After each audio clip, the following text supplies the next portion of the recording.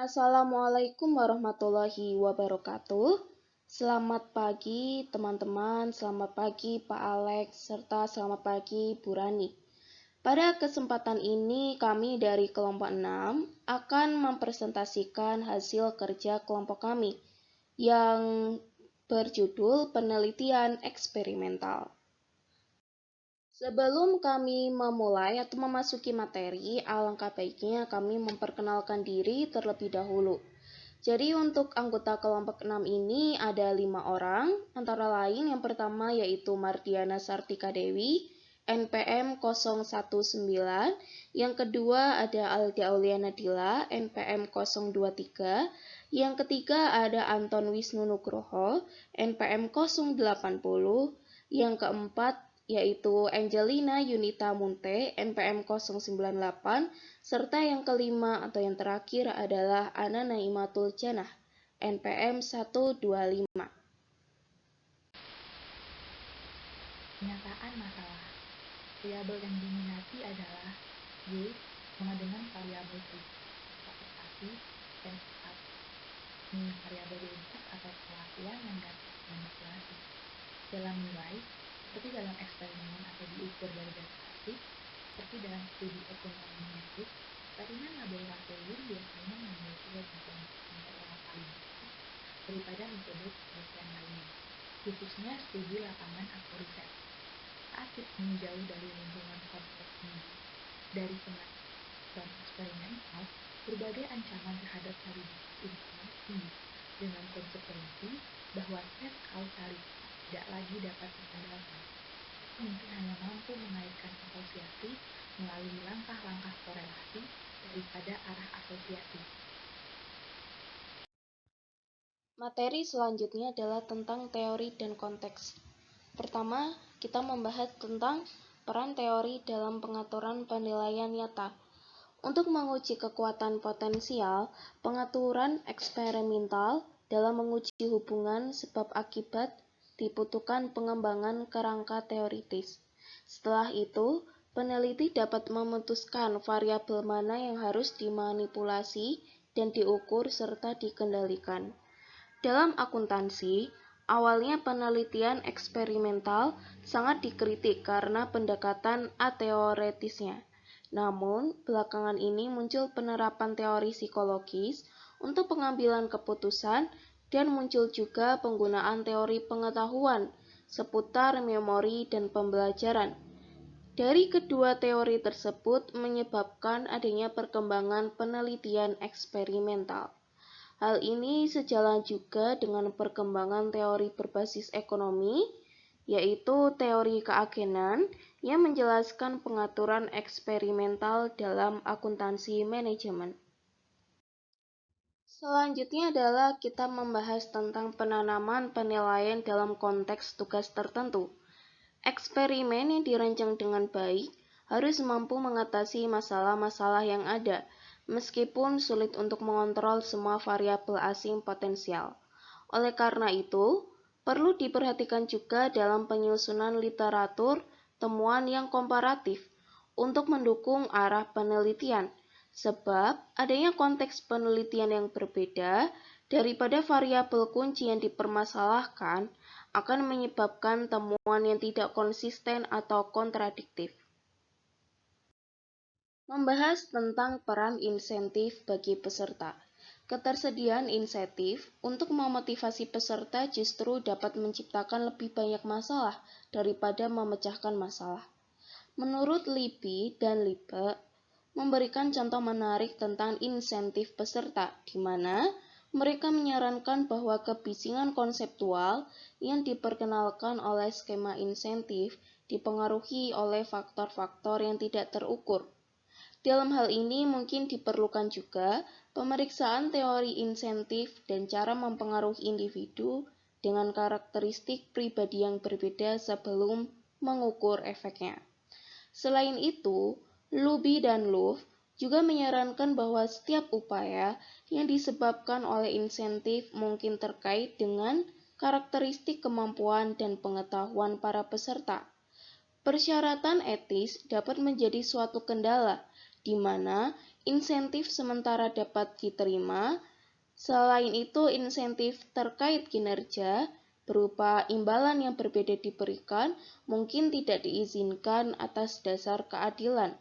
Oleh karena itu, perlu menghindari ketersediaan insentif dan penggunaan insentif tampaknya tidak diperlukan juga jika pesertanya adalah orang profesional.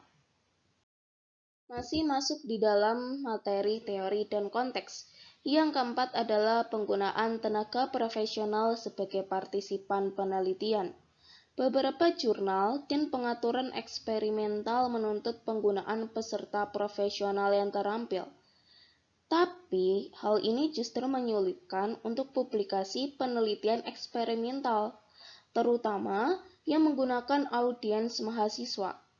Audiens siswa mungkin masih dapat diterima untuk pelaksanaan eksperimental, tetapi mata pelajaran praktisi atau profesional akan diperlukan untuk studi utama. Yang terakhir adalah penggunaan penipuan untuk membuat pengaturan penelitian yang sesuai. Weber dan Cook dan Skepansky et al. Melaporkan situasi peserta yang tampaknya mencoba membantu eksperimen agar sesuai dengan apa yang diharapkan oleh peneliti. Dalam keadaan ini mungkin diperlukannya penipuan terhadap subjek percobaan untuk memberikan hasil yang valid. Selain itu, Smith dan Travel membuat penilaian terhadap 60 perusahaan, di mana setelah percobaan selesai taktik penipuan terungkap. Perilaku seperti itu justru menimbulkan sinisme antar peserta, sehingga ketidakpercayaan akan uji eksperimental mungkin berpengaruh ke depannya. Ada juga pertimbangan etis bahwa partisipasi dalam eksperimen telah dicapai dengan cara yang tidak diinginkan, sehingga kepercayaan dan kejujuran peneliti telah dikorbankan untuk memberikan hasil eksperimen.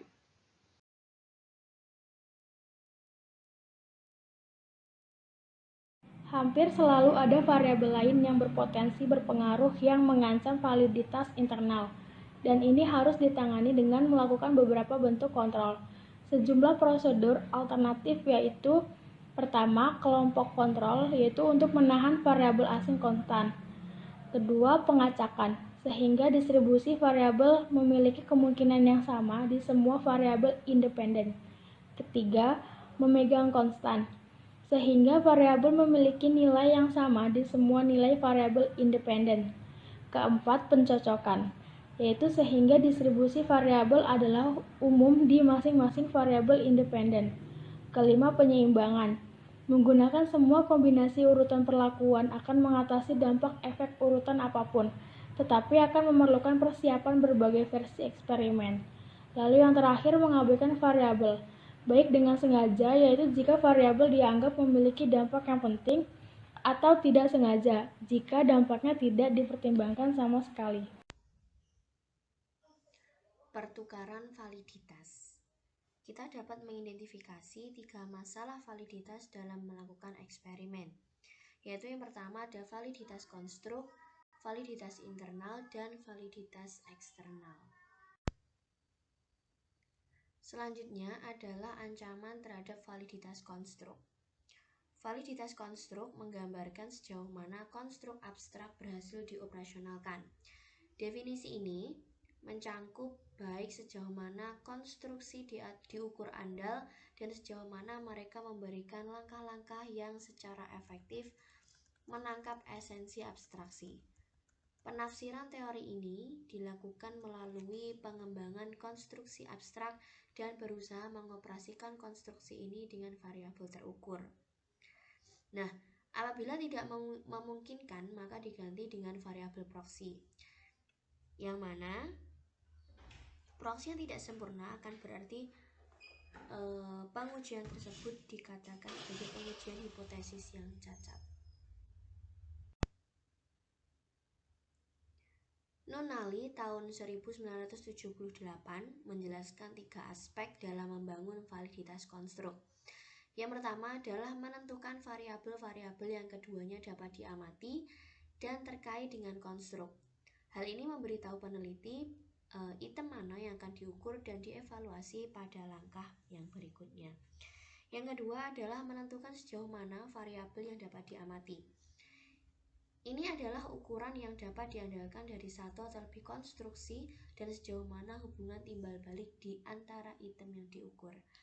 Yang ketiga adalah menentukan sejauh mana ukuran konstruksi yang digunakan akan menghasilkan hasil yang dapat diprediksi. Sebagian besar penelitian dalam merancang penelitian laboratorium adalah perlakuan eksperimental dengan sedikit perhatian dan biasanya diberikan pada masalah validitas konstruk yang terkait dengan variabel yang diukur, yang mana perhatian yang diberikan biasanya pada tahap kedua nunali saja. Selanjutnya adalah ancaman terhadap validitas internal. Cook dan Campbell tahun 1979 mengidentifikasi 9 masalah validitas internal yang terpisah. Yang pertama itu ada pematangan. Hal ini menyangkut dampak apapun yang terkait dengan berlalunya waktu. Hal ini akan berhubungan dengan perubahan subjek antara eksperimen yang berturut-turut atau bahkan selama eksperimen tunggal atau wawancara. Dan hal ini juga akan berhubungan dengan karakteristik kasus perusahaan. Katakanlah di mana pertumbuhan atau restrukturisasi dari waktu ke waktu, yang mana berarti kita tidak lagi membandingkan antara hal yang serupa. Dengan demikian, peneliti harus menyadari dampak potensial tersebut. Yang kedua, ada sejarah. Pengertian di sejarah ini mirip dengan pengertian di atas, tetapi lebih menyangkut tentang perubahan lingkungan yang mungkin berdampak pada penelitian daripada berdampak terhadap perubahan dalam subjek. Kemudian yang ketiga ada pengujian. Pengujian ini adalah hasil dari serangkaian tes yang mungkin sebagian disebabkan oleh hasil tes sebelumnya. Oleh karena itu, efek dari tindakan berulang ini dapat meluas dalam jangka waktu yang lama. Kemudian yang keempat ada kematian subjek.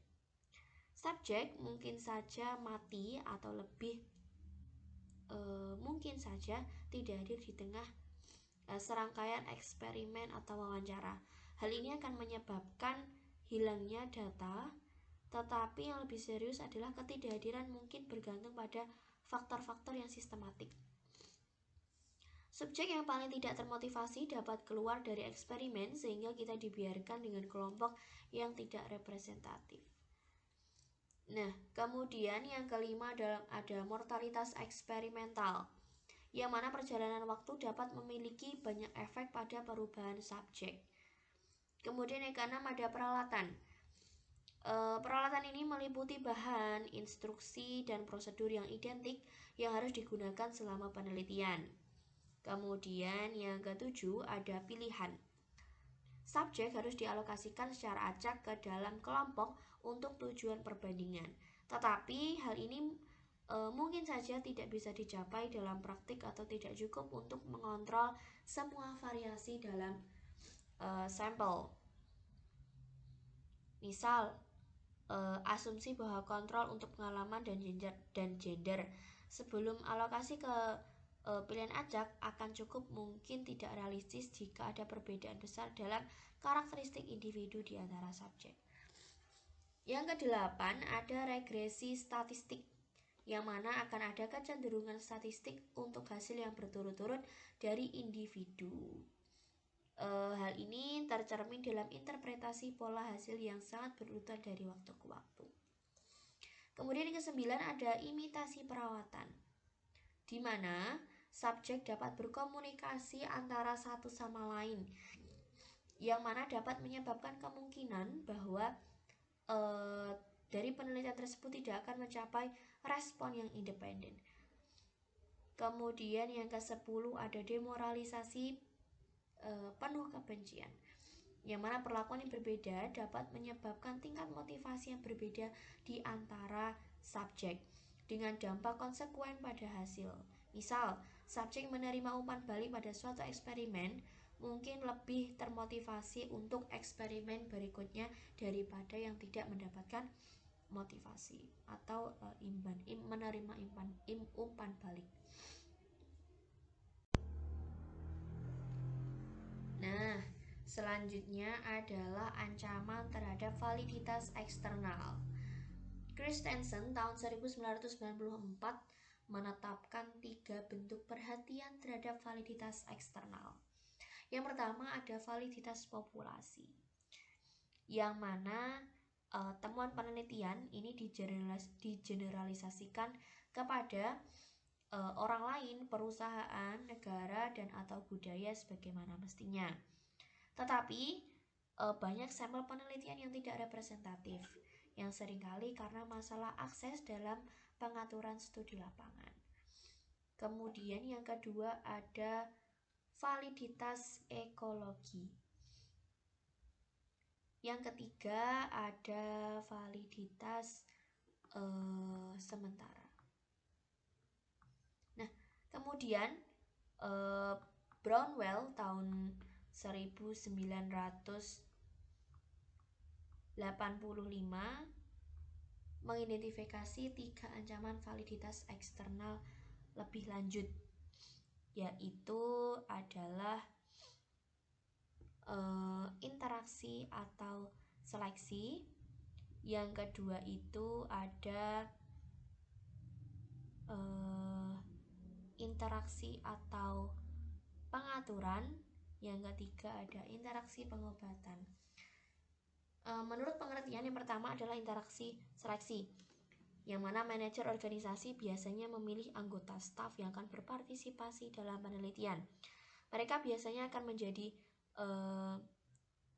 peran yang lebih baik, dan mereka akan selalu ingin menjadi yang lebih baik atau menjadi yang terbaik. Yang kedua ada interaksi pengaturan, yang mana hal ini tanpa replikasi. Artinya kita tidak dapat mengeneralisasi temuan dari sekelompok orang tertentu dalam suatu organisasi. Yang ketiga ada interaksi pengobatan, yang mana perawatan sebelumnya tampaknya berdampak pada hal yang di masa mendatang atau hal yang berikutnya, yang mana mungkin ada hubungan bersyarat yang memerlukan desain ulang dalam model penelitian. Eksperimen ini dirancang untuk mencapai validitas internal untuk mengonfirmasi atau menyangkal teori yang ada. Oleh karena itu, ada kemungkinan bahwa penelitian akan menghasilkan temuan spesifik sampel, yang mana ini bisa menjadi hasil dari proses pemilihan sampel yang tidak representatif atau fakta bahwa kombinasi yang tidak biasa dari berbagai masalah validitas telah menyebabkan hasil yang tidak sesuai untuk proyek penelitian tertentu. Selanjutnya ialah penelitian kuasi eksperimental. Eksperimental yang dilakukan saat ini masih jarang sekali muncul dalam literatur, terutama karena kendala akses, pertimbangan etis, dan bahkan serikat pekerja. Beberapa isu yang memiliki implikasi lebih luas untuk penelitian. Proses pencocokan yang digunakan membuat kita percaya bahwa kita mungkin tidak membandingkan yang serupa dengan yang serupa. Yang kedua, kegagalan untuk mengisolasi kelompok eksperimen dan kontrol di bawah kondisi eksperimen. Yang ketiga, kematian eksperimental adalah masalah serius dengan studi longitudinal. Dan yang selanjutnya, sejumlah variabel intervensi yang berkaitan dengan karyawan untuk bekerja. Perencanaan rinci pada tahap desain sangat penting dalam pengaturan eksperimental. Meski begitu, sangat sulit untuk memastikan 100% mencakup segala sesuatu yang dapat menyebabkan kesulitan, yang berarti bahwa eksperimen tambahan mungkin diperlukan untuk memperbaiki kekurangan. Kesulitan seperti itu dapat membujuk beberapa peneliti untuk mengadopsi pendekatan rahasia, pendekatan untuk memanipulasi tanpa manajemen atau karyawan. Demikian yang bisa kami sampaikan. Semoga materi yang kami paparkan tadi bermanfaat bagi kita semua. Kami juga meminta maaf apabila selama pemaparan materi terdapat kekurangan atau kesalahan atau tutur kata yang kurang jelas. Kami mohon maaf dan terima kasih. Sampai jumpa. Wassalamualaikum warahmatullahi wabarakatuh.